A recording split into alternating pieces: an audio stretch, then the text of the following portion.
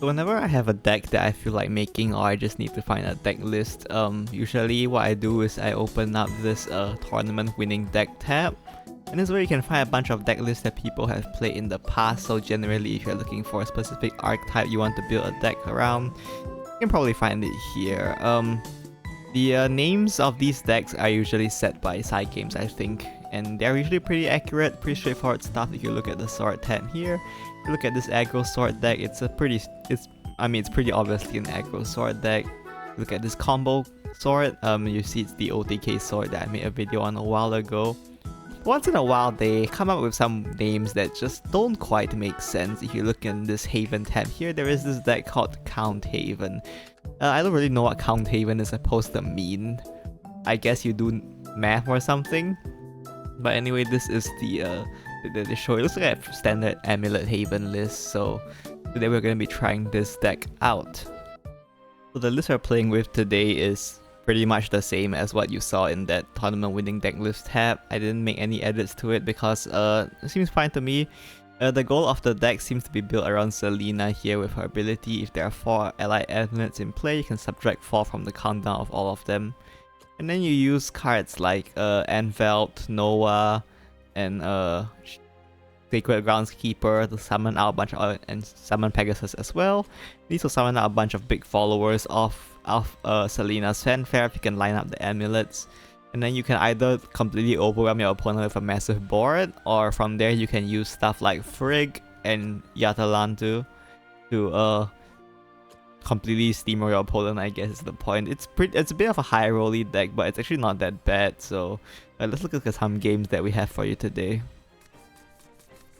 The first game I have for you today is against Porto, and we are going first.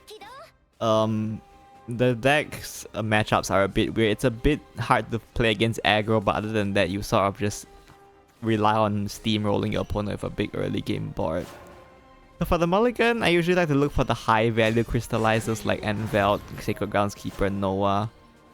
Honestly, it's a bit questionable to keep stuff like the Noah because Noah stats aren't super high in the early game. Sacred Groundskeeper though is very valuable because it draws a card when it comes out, and this deck does need a bit of card draw. In this case though, we just pick up a bunch of Anvelts here so we can line them up. Generally, you want to play the higher countdown amulets first, so that hopefully by the time Selena comes down, she can do something useful for you. In this case, we drop the Shady Priest here. We can look at playing the Selena here. It won't actually pop any of these amulets when she comes down, unfortunately, but not that bad. Here we pick out another Shady Priest off the top, and their board isn't particularly threatening, so I decide to wait one more turn instead of popping Selena here. Wait one more turn, we can play Selena, evolve her to heal too as well. And also, we can set up another Shady Priest to banish one of their followers. Hopefully banish the Analyzing here. But yeah, we do manage to hit the Analyzing here, which is pretty good. We got summon Pegasus. Honestly, if their board wasn't so threatening, I could probably have gotten away with just dropping summon Pegasus and passing. But since they have a bunch of followers here, I sort of want to start working on these amulets as well as clearing their followers. We can use Selena to trade and use Haven Fire to finish it off. And then we set up a summon Pegasus in case we draw Selena off the top or something. A bit far from playing Frigg anyway, so we are fine filling up the board here. We got Major Prayers, which is fine. We can use the draw, pick out another Major Prayers, which is something. For this turn though, we can just go ahead and poke them in the face with Haven Fire. And then next turn, these Anvelts should come out as well as the Sacred Groundskeeper. Someone drops the Miriam here.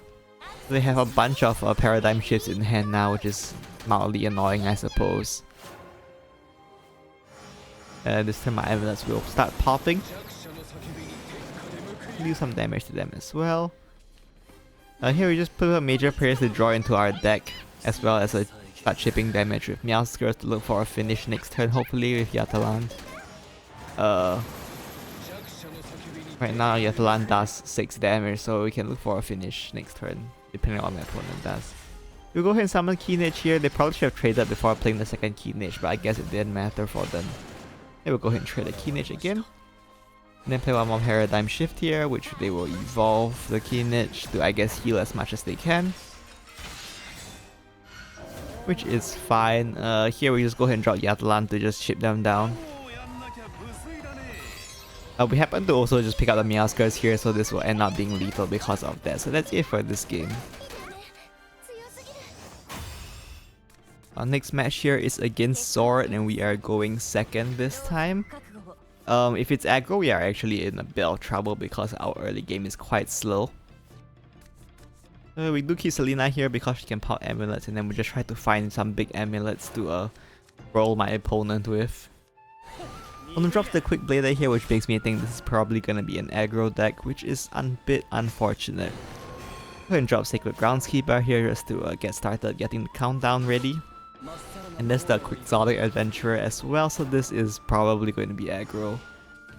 Just go ahead and drop the Unicorn Altar here since we have nothing better to do. And just go ahead and pass, take a bunch of damage here. My opponent will drop the Vagabond Lizard, which is very strong, which is a bit scary. At this point, we just need to protect our face. Or not protect our face, we go ahead and just play the major prayers and then use the Meowskers just to clear the Quick Blader to reduce the damage coming to our face a little bit. We need to draw because the hand isn't super strong or anything, right? Thankfully, my opponent did leave the Meowskers for us, so we go ahead and trade that into the Vagabond Lizard.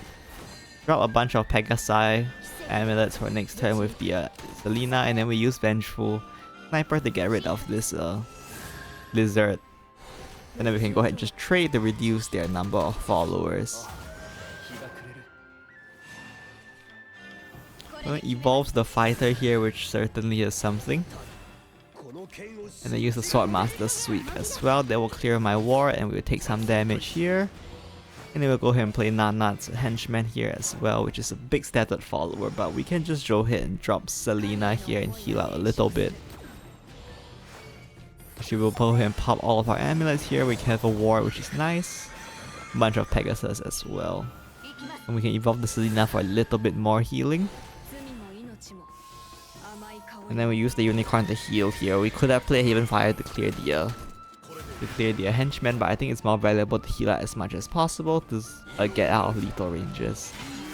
Opponent drops Geno here, which will clear my Selena. And they do evolve the Geno to clear the Groundskeeper, which is completely fine because we just have lethal on board. So that's it for this game, a bit of a high roll game.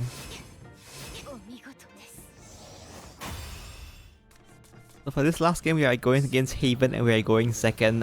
Just thought I would have one game to showcase what happens when you just completely and utterly high roll your opponent into next century. Go ahead and keep the Noah here as well as the 4-pillared Tortoise. The Tortoise can draw Selena guaranteed, so that's why we do keep it. It's like they're like the 5th to 8th copies of Selena. Got Anvil off the top, so we go ahead and drop him first because his countdown is super long. We want to start getting that down as soon as possible. One drops the Vengeful Sniper. Don't really know what Haven they're playing because pretty sure every Haven deck runs Vengeful Sniper except Sanctuary, I guess, so it's not Sanctuary.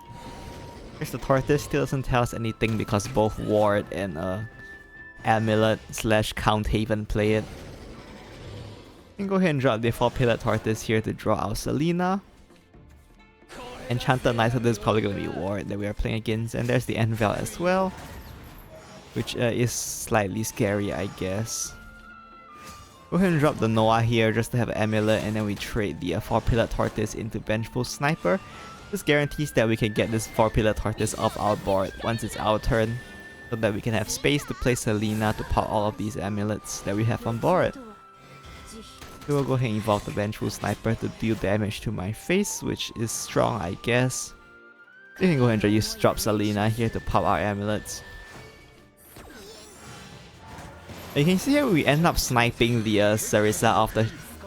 we end up sniping the Sarissa with the Unicorn Amulet, so Anvil will be able to clear her before she gets buffed, but even if she did get buffed, we probably could have answered it with stuff like Selena or a Haven Fire.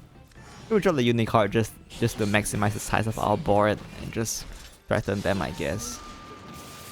We'll then drop the Lunarian Paladin as well as their Ramiao here, and they will evolve the Lunarian Paladin to clear my Anvil with their own Anvil. We do have a bunch of followers here. We can go ahead and just play the Abdiel to banish their Envel. Just to deny them from summoning it again with the Sarissa, as well as get our ego point recovery back up. Unfortunately, we don't have lethal here because they had a bunch of wards. But we can deal a bunch of damage here whilst maintaining a decent board of our own. My opponent will drop the Lunarian Paladin here as well. This time they will evolve and they can clear my followers that way. And Vengeful Sniper will finish off my Noah as well, so they do manage to clear my board here, but we do have some very strong cards in hand here, so we can go ahead and drop the Frigg. And Frigg will pop all the amulets that we've already destroyed in the past. And she will also evolve herself. She heals on, I believe, Strike, but unfortunately their followers die to Envel here, so I don't get to heal. But Noah here will evolve for free as well, and just to maximize the threat, we're just gonna evolve the Pegasus as well. We have unlimited evo points anyway, so it doesn't really matter. My opponent will drop the Abdiel here, as well as the Sacred Stone Apostle. And Abdiel will banish my Noah, which unfortunately means that we can't destroy them, but we just have Jatelant to finish them off, so that's it for this game as well. Very, very strong high roll. So those are all the games I have for you today. This deck isn't super strong or anything, but it's definitely playable, and when it high rolls really hard. It's a bit like Atomy, I guess, but not as consistent as Unlimited Atomy, because I mean it's the rotation card pool we're working with. But yeah, if you like just rolling your opponent with a massive board out of nowhere from a bunch of amulets, then maybe you can try this deck out. It's a bit expensive though, so I wouldn't really recommend it unless you already have most of these cards or you really want to play Haven for some reason. Anyway, that's it for today. See you next time. Bye bye.